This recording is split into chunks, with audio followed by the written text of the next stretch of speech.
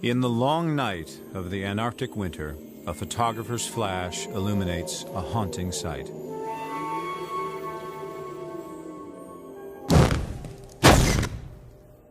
The year is 1915, and a British ship, the Endurance, is trapped in a vast sea of ice. The rare photographic images record for the ages an extraordinary true-life drama. 28 men stranded at the end of the earth, beyond all hope of rescue. The story of these men and their leader, Sir Ernest Shackleton, is a saga of heroism and human endurance that will forever be regarded as one of the greatest adventures of all time.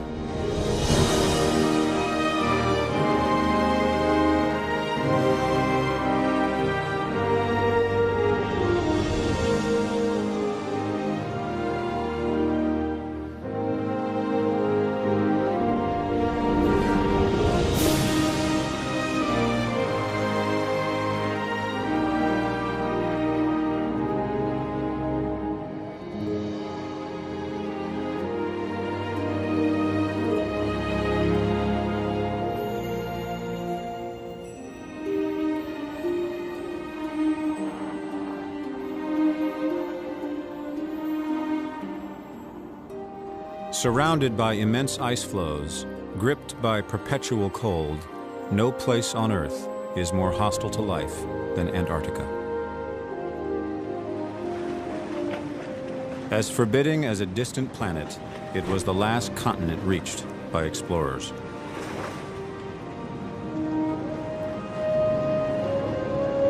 For some, like Ernest Shackleton, this frozen realm at the bottom of the world became an obsession. I felt strangely drawn to the mysterious south. I vowed to myself that someday I would go to the region of ice and snow and go on till I came to one of the poles of the earth, the end of the axis upon which this great round ball turns.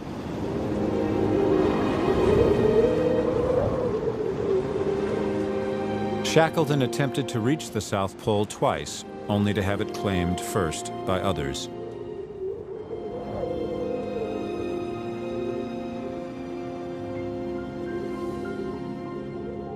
He set his sights on a new dream: to be the first explorer to cross the entire Antarctic continent on foot.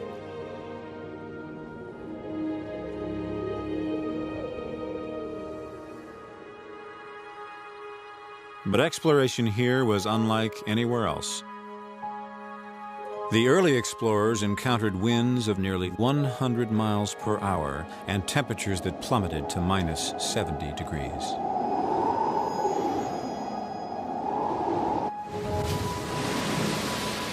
Yet they also discovered a place of wild, unearthly beauty.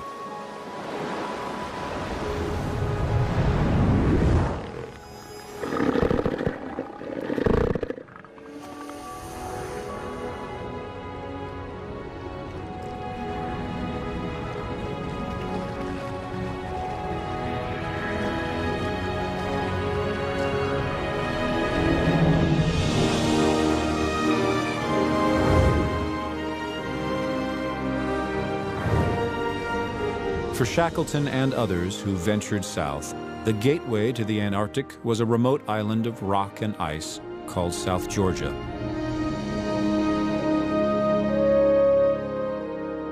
Whaling stations here were the last outposts of civilization.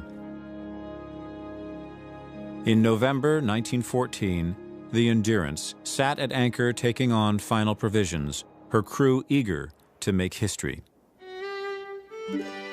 Born in Ireland, already a British national hero, Ernest Shackleton was a man of towering ambition and boundless optimism. He saw his expedition as the last great polar journey of the heroic age of exploration. By dog sled, he would travel 1,500 miles across the continent. But to reach the starting point at Vassal Bay, he would have to navigate the uncharted waters of the Weddell Sea. The trip would be documented using both still and motion picture cameras by Australian Frank Hurley, who would go to any extreme to get a shot. Shackleton handpicked most of his crew in England, including trusted friend Frank Wilde and the ship's captain, Frank Worsley. He is said to have posted an unusual recruitment notice. Men wanted for hazardous journey, small wages, bitter cold, safe return doubtful. 5,000 volunteered, but in all, it was a company of just 27 scientists, officers, and seamen.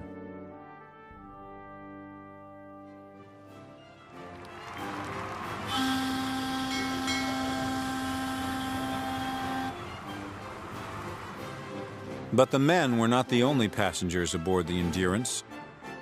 With them were nearly 70 Canadian sled dogs, uneasy at sea and in constant need of attention.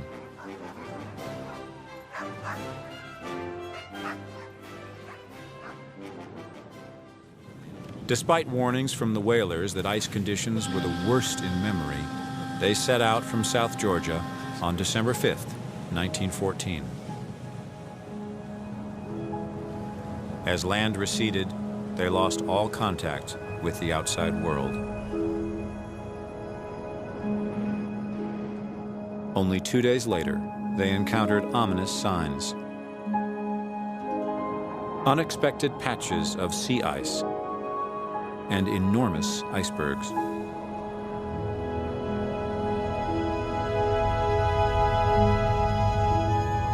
Soon, an increasingly dense jigsaw puzzle of ice floes slowed the ship. But the Endurance, named from Shackleton's family motto, "By endurance we conquer," was one of the strongest wooden ships of the day, with a bow 4 feet thick. Photographer Hurley wrote in his diary, "All day we have been utilising the ship as a battering ram. We admire our sturdy little ship, which seems to take a delight herself in shattering the floes in grand style." For 6 weeks, the Endurance battled the ice, dodging floes or smashing through them. There was little concern among the men. Shackleton had their unshakable confidence. To them, he was the boss.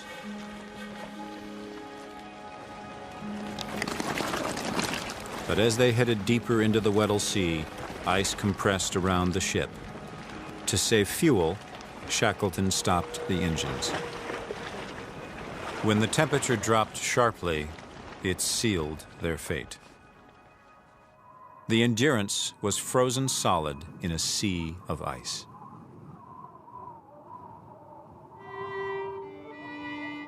The ship's carpenter, Chippy McNeish. We tried to cut away the ice, but it was no use. That would not give us much chance of ever getting away. They were trapped, alone, with no means to contact the outside world for help. The ship's doctor, Alexander Macklin. Shackleton showed one of his sparks of real greatness. He did not show the slightest sign of disappointment. He told us simply and calmly that we must winter in the pack. When the ice broke up in spring, they would sail on. As Hurley recorded, life took on an almost pleasant routine. Like schoolboys, they occupied themselves with games.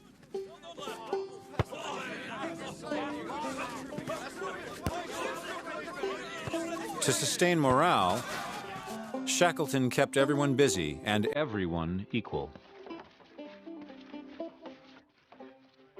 Well supplied for their Antarctic crossing, they had sufficient food and warm clothing. He had the carpenter McNeish build comfortable living quarters they called the Ritz, where nightly amusements included sing-alongs and toasts to loved ones back home. Succumbing to winter madness, the men all shaved their heads and posed for Hurley.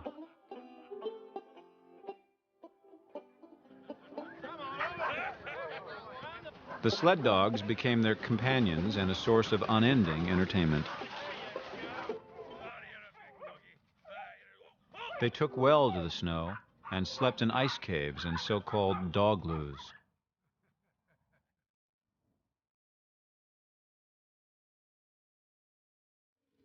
Shackleton inspired a sense of camaraderie. He conveyed to his men, strength lies in unity. Unity that was about to be tested by catastrophe. As spring approached and the ice continued to move, it did not free the Endurance, but instead began to crush her. Photographer Hurley. The ship shrieks and quivers. Windows splinter. Deck timbers gape and twist. Shackleton confided to Worsley. The ship can't live in this, Skipper. It's only a matter of time. What the ice gets, the ice keeps. Shackleton realized the Endurance was going down. He gave the order, abandon ship. They salvaged what was vital, leaving behind their most precious belongings.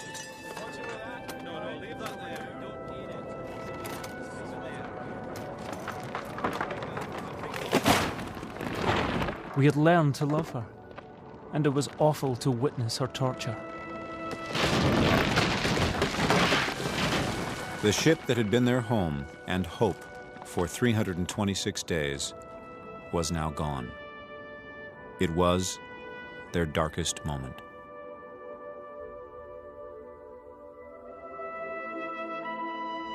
They were now forced to camp on the ice. As always with him, what had happened had happened. Now this was in the past, and he looked to the future. His dream now dashed, Shackleton set a new goal: to save every life. Twice they made exhausting efforts to march to safety, hauling the lifeboats, but the ice proved impassable. They could only hope that the ice floe beneath them would drift closer to land.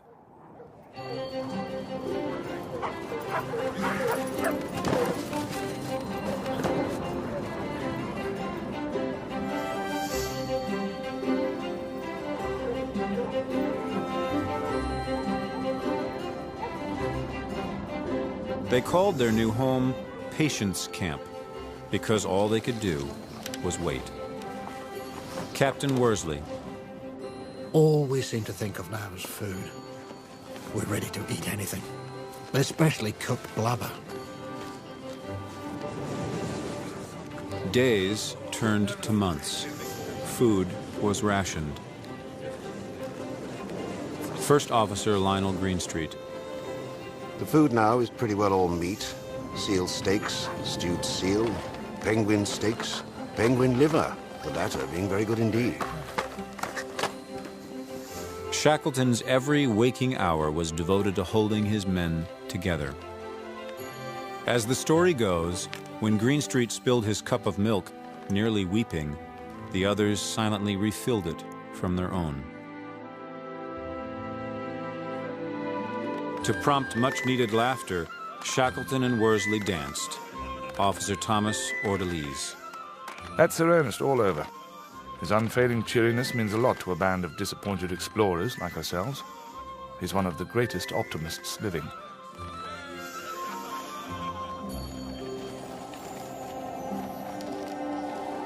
But the men were growing weary. Their clothes always wet.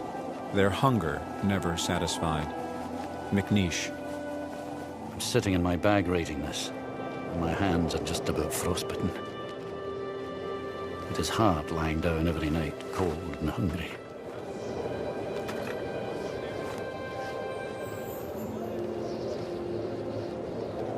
After 5 long months on a drifting ice floe, a curious motion was detected, the swell of the ocean beneath them. The ice was breaking up. Soon it would be possible to launch the lifeboats and set out for land.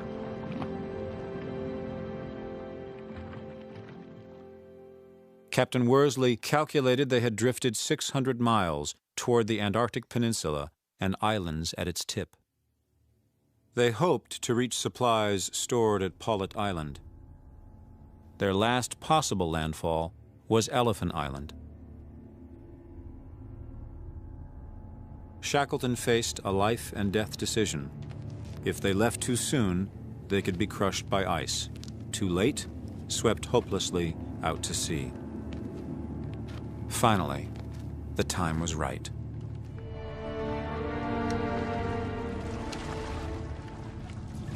Seaman William Bakewell. Our first day in the water was one of the coldest and most dangerous of the expedition. The ice was running riot. It was a hard race to keep our boats in the open leads. We had many narrow escapes from being crushed, and the larger masses of the pack would come together. The men had been trapped on ice for 15 months. But their real struggle was just beginning. Captain Worsley. The northwest wind turned the snow to sleet and rain, which froze on men and stores, making us wet, cold, and miserable. Their clothes became icy armor. Their hands froze to the oars.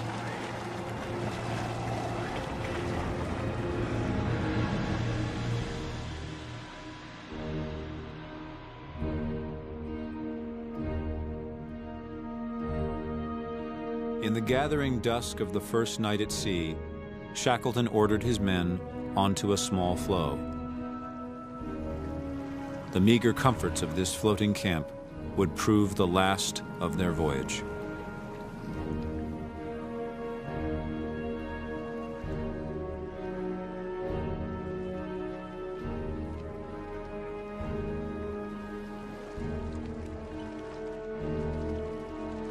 Among floes too small for a camp, they were now confined to the crowded boats day and night.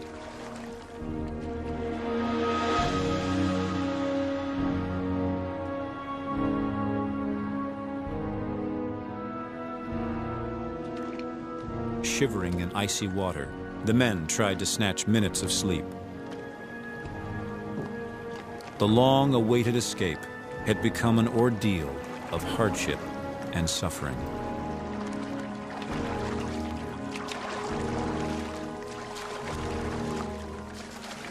On the fourth day, under hazy sunshine, Worsley balanced against the mast and took the first navigational sight the weather had allowed. Not a single mile had been gained. Instead, the currents had carried them backwards 30 miles.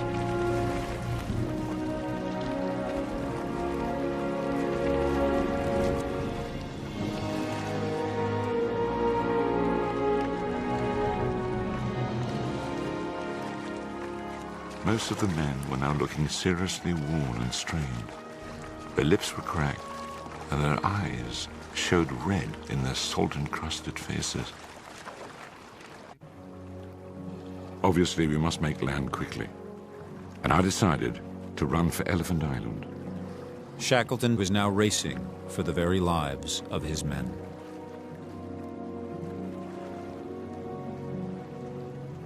At dawn on the sixth day, the sleepless men at last beheld a glorious sight.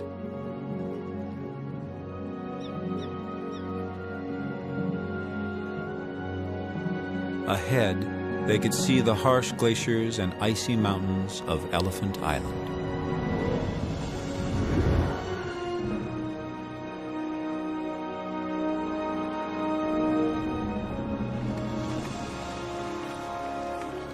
But as they approached the rocky coast, they encountered a tidal current so strong they could make no headway.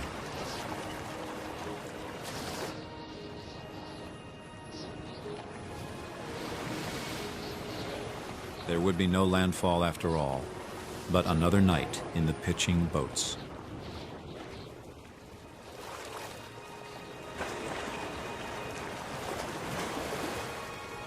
Shackleton, who had barely slept since leaving Patience Camp, would call it a stern night.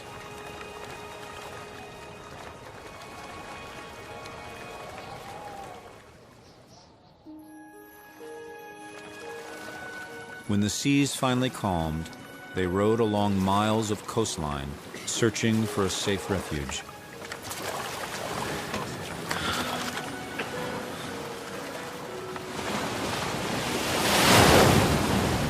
They sighted a narrow beach of surf-beaten rocks.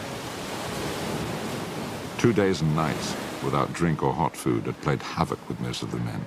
I decided that we must face the hazards of this unattractive landing place.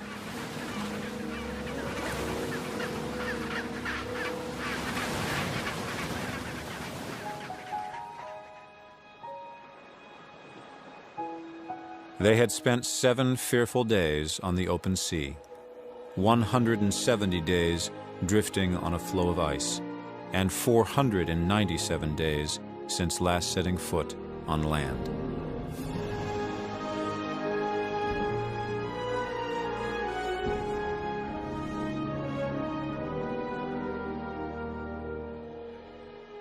But this remote island offered no hope of rescue. Shackleton decided on a desperate gamble. He ordered McNeish to strengthen the largest lifeboat and add a sheltering deck. Skillfully, the carpenter prepared the battered boat for a long voyage. Shackleton would try the impossible, an 800-mile sail in a lifeboat across the roughest seas on Earth, back to the whaling stations of South Georgia, the only direction permitted by winds and currents. In the 22-foot lifeboat named the James Caird, Shackleton and 5 others set out, leaving his friend Frank Wild in charge with a letter. In the event of my not surviving the boat journey to South Georgia, you will do your best for the rescue of the party. Convey my love to my people, and say I tried my best.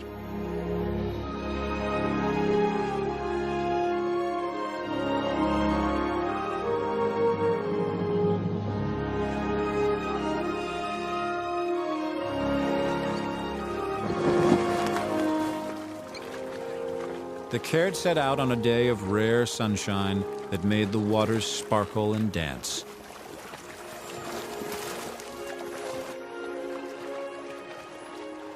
Mocking the impossible odds, Shackleton joked with Worsley.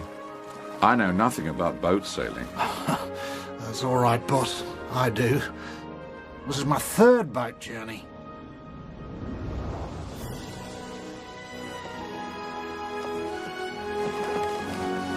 The routine was 3 men on deck and 3 men in bags deluding themselves that they were sleeping. Going below the canvas decking was a dreaded ordeal. The waterlogged space was only 5 by 7 feet.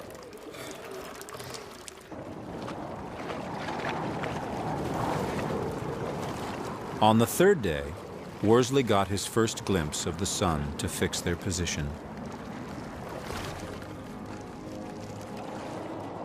Overcast skies and heaving seas made it almost impossible to use his sextant to navigate. Yet, if Worsley were off by even half a degree, they could miss South Georgia altogether and disappear in the open ocean.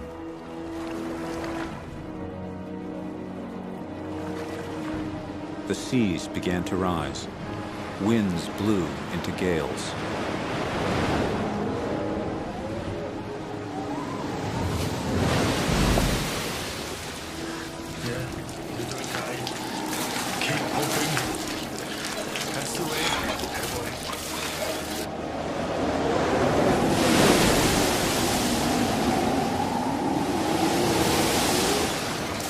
We were getting soaked on an average every 3 or 4 minutes. This went on day and night. The cold was intense. Whenever Shackleton noticed that a man seemed extra cold and shivered, he would immediately order another hot drink, served to all. Back on Elephant Island, Frank Wilde and 21 others faced a different sort of agony, waiting and wondering. They had little protection from the wind and cold, and little source of food but penguins and seals. And they lived daily with the knowledge that no one would look for them here if Shackleton failed to make it. Still, they believed that if anyone could save them, it was the boss. When the sun appeared, amid great cumulus clouds on the 10th day, a spell of fair weather sped the Caird onward. But drinking water was running low. The men were tortured by thirst. Worse, they began to fear they could miss South Georgia.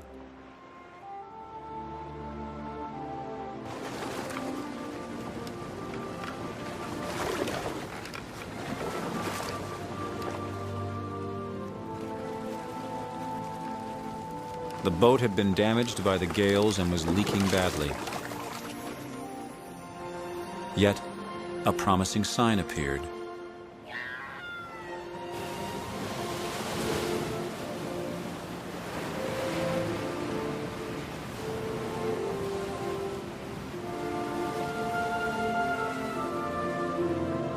Then, on the 15th day, they sighted land.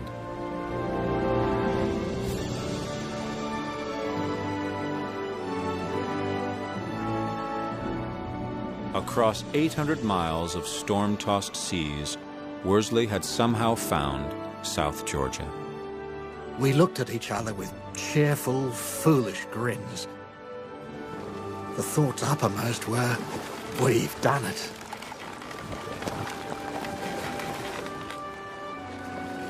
But a rising gale made landing too dangerous. Our need of water and rest was well nigh desperate. There was nothing for it but to haul off till the following morning. During the night, nature played a cruel trick. Not merely a gale, but a full-force hurricane. Shackleton feared the end was at hand.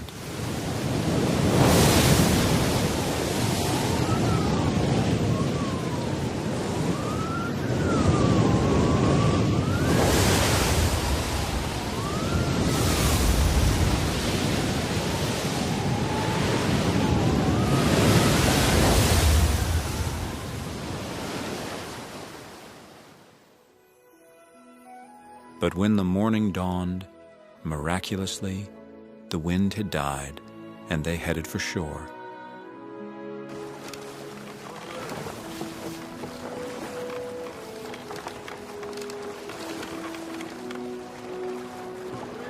In the years to come, their voyage in the Caird would be judged one of the greatest open boat journeys ever accomplished.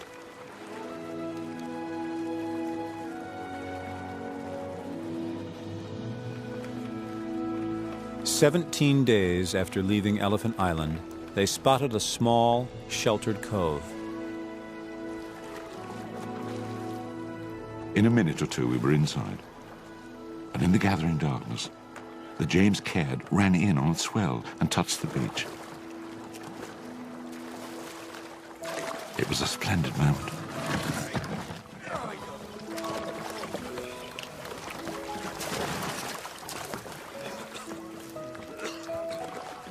But their boat was too damaged to go further. And the nearest whaling station was on the opposite coast across treacherous glaciers and mountains.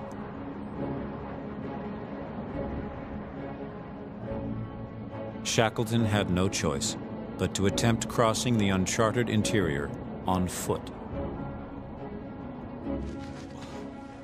With wood screws from the lifeboat fastened to their boot soles, wearing threadbare clothing, Shackleton, Worsley, and Second Officer Tom Crean set out on a non-stop march across South Georgia.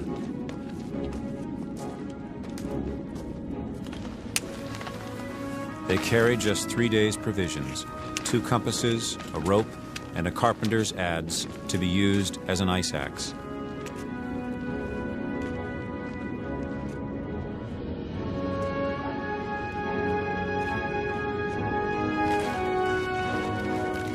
They had no idea what perils lay ahead. No one had ever made this crossing of nearly 30 miles over rugged crevasses and peaks.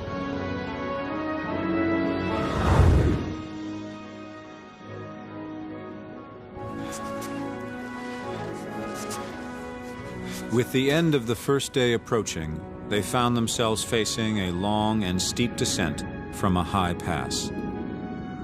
They could not stop for fear of freezing at that altitude.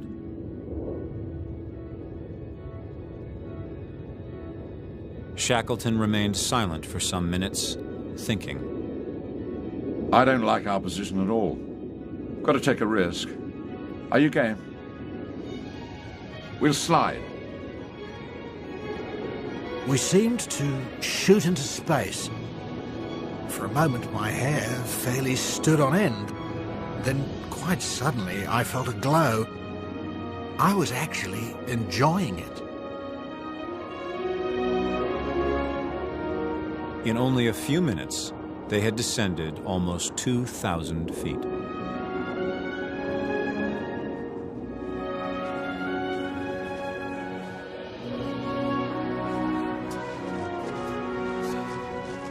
On the second morning, after 27 hours of climbing, Shackleton, Worsley, and Crean struggled up a steep slope.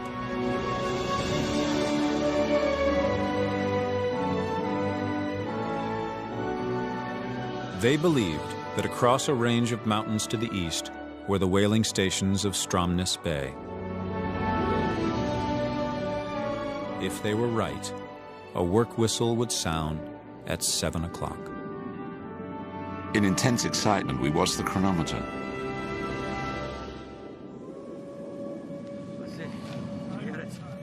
Right to the minute, the steam whistle came to us, borne clearly on the wind.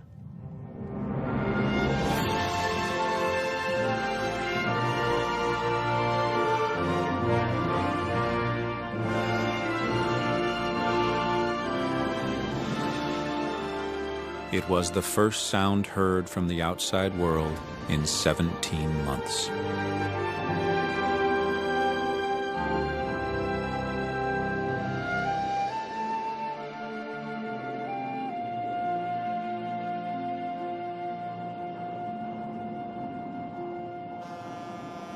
Nearly a century later, on South Georgia, at the same landfall made by Shackleton in the James Caird, a ship arrives carrying 3 of today's most accomplished mountaineers.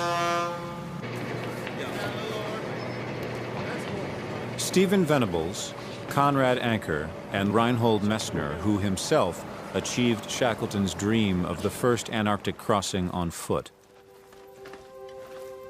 These world-class climbers will retrace Shackleton's route across the island to see what he faced.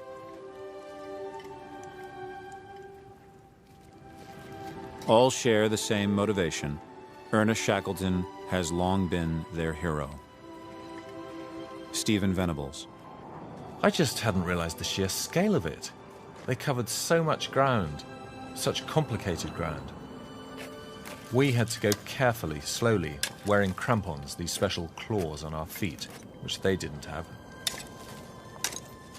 These climbers have scaled some of the highest peaks in the world, yet South Georgia proves a more difficult challenge than expected. Conrad Anker. Initially I thought, well, it couldn't be that hard. They did it in 1916, and they did it with leather boots and an old rope. But we encountered a complete maze of ice towers and crevasses running in all different directions. Reinhold Messner. When Shackleton and his men did it, snow bridges covered these crevasses, but they could have fallen through at any time. They were in a totally unknown world. They didn't know what to expect.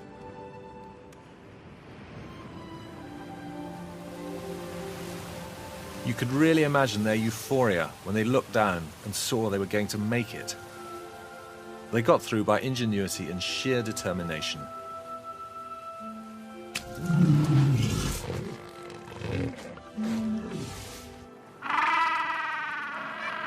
We did the crossing in 3 days as fit, well-fed climbers, and it was hard work. They did it in 36 hours without rest, their feet still numb from the boat's journey. Given the condition they were in and the difficulty of the climb, it's phenomenal they were able to do it at all. There aren't many stories of human endurance that compare to this one. Shackleton converted his disappointment into an incredible odyssey of survival and turned failure into triumph. As the story goes, Shackleton and his men were led by an old Norwegian whaler to the station manager's home, their faces gray with blubber smoke, hair matted with salt. "Who are you?" asked the manager. The man said quietly, "My name is Shackleton." The manager turned away and wept. The worst was finally over for Shackleton, but his every thought was with the men he left behind.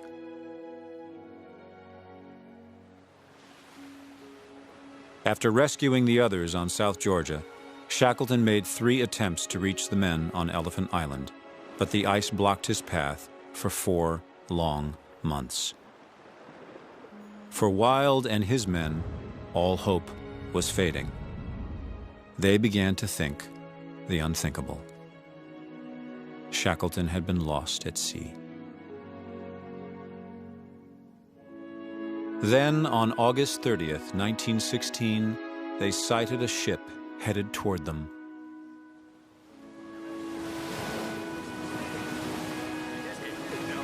When the boat was within hearing distance, they called out in unison,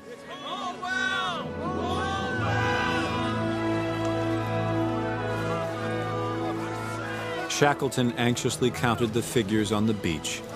He turned to Worsley. "They're all there, Skipper.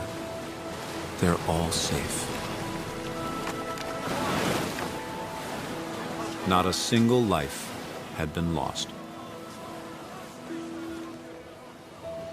The story of Shackleton and his men is an epic of the human spirit, of 27 men driven bravely by the will to live, of one leader determined heroically to save them all, no matter what.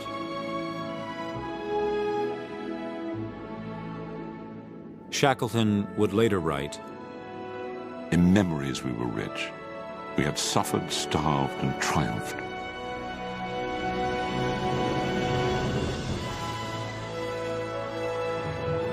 We had seen God in his splendors, heard the text that nature renders. We had reached the soul of man.